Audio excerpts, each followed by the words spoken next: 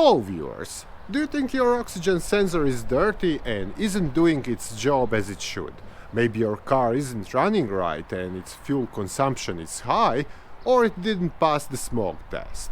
Well, if that's the case, you can try to clean the oxygen sensor, which can be done even without removing it from the car.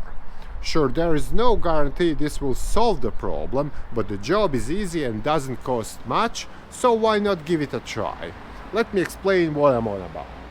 The oxygen sensor is a probe bolted directly into the exhaust manifold, where it measures the composition of exhaust gases coming out of the engine. Its readings are vital information for the car's ECU, which uses this data to adjust the air-fuel mixture for optimal performance. In addition, most vehicles today have another oxygen probe mounted behind the catalytic converter, whose readings are used to assess the converter's efficiency.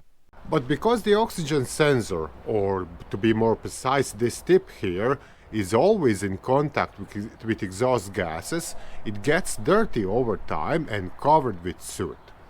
And this offsets its readings, giving the car's ECU a false picture of what's going on with the engine and the catalytic converter.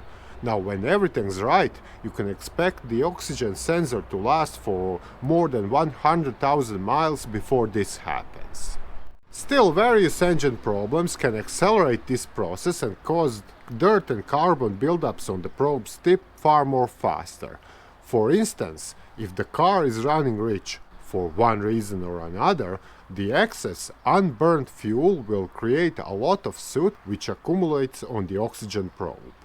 Another problem here is excessive oil consumption, in which case you'll have to top it off every so often, and you might notice blue smoke from the exhaust. That unburned fuel will cover the oxygen probe with a thick oily layer. It's much the same if your car has a broken head gasket. This causes coolant to leak into the combustion chamber, from where it exits with exhaust gases and contaminates the oxygen probe. In any of these cases, you'll have to deal with these underlying problems before focusing on the oxygen probe, because even if you do manage to clean it, this won't be a lasting solution. Now, if you concluded the oxygen probe might be dirty, you should try cleaning it. One way of doing this is to remove it and use a suitable cleaning agent for the job. But in many cars, the oxygen sensor is really hard to reach, and even if you have sufficient access, these things usually seize in their bore, and undoing them can be a really nasty job. So instead, you can try a couple of methods that could help clean the oxygen probe without removing it. One is to use one of many additives designed to clean the whole system, including the injectors, combustion chamber, catalytic converter, and, what's important here, the oxygen sensor. There are a lot of them on the market, such as Cataclean, Winy's, B12 Chem Tool, and so on, so you can take your pick. Still, before deciding on what you'll use, take some time to research what each of them offers and how much it costs. The application for most of these products is dead simple. First, you obviously need to buy a selected fuel additive and read the instructions on the bottle to figure out in what quantities it should be added. In most cases, this will be a whole bottle per tank of gas. Then, when you have a half a tank of gas or less, stop by a gas station, open the reservoir, and pour in an appropriate amount of additive. Again, this will usually be the whole bottle. Next, fill up the gas to the top. This will ensure the additive and fuel mix well for the best possible effect. Having done this, all that's left to do is drive the car as you'd normally would and hope the additive will do its job. Still, it'll take some time for the cleaner to make any effect. Usually a couple dozen of miles, so don't be disappointed if you don't notice any changes right away. Still, these additives, even the best ones, will mostly help if the deposits on the oxygen probe aren't too thick and stubborn. If they are, you might want to try a more aggressive approach. And that's to use a good old carb cleaner and spray it directly into the engine while running. Now, you might think this would cause damage to the engine, but if done properly, there's no danger of something like that happening. First of all, you need a bottle of carb cleaner with a long, thin nozzle like this. Then take your car for a drive to warm it up until its engine reaches operating temperature. Next, park it, turn it off, engage the parking brake and pop the hood.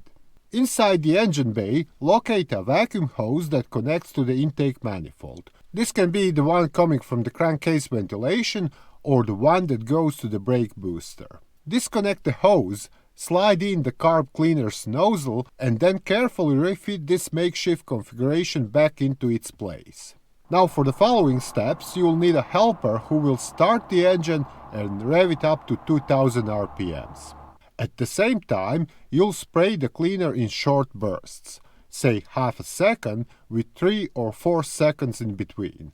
The fluid will get sucked into the engine through the hose, where it gradually dissolves soot and gunk from the valves and, more importantly, the oxygen probe, which sits directly on the exhaust manifold. Continue this procedure until you've spent approximately half a can of carb cleaner. This should be more than enough to do the job, so no point of overdoing it.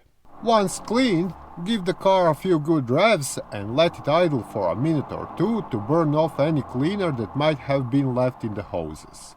Lastly, disconnect the vacuum hose, remove the carb cleaner's nozzle from it, and refit the hose. So, having gone through the procedure of cleaning the oxygen sensor, let's say a couple of words on how to tell if it's bad in the first place by going through some typical symptoms you might notice from the driver's point of view.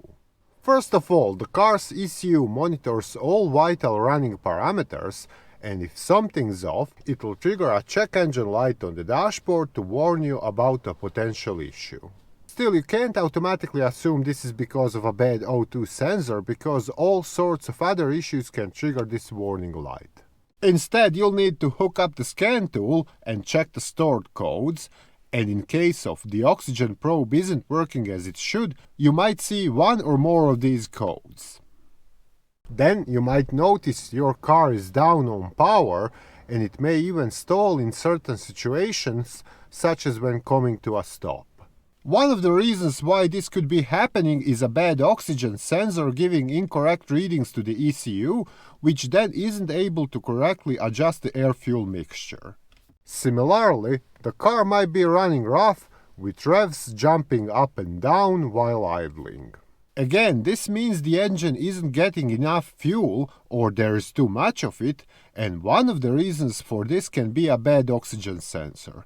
Still, other issues such as fouled spark plugs or intake leaks can have the same effect.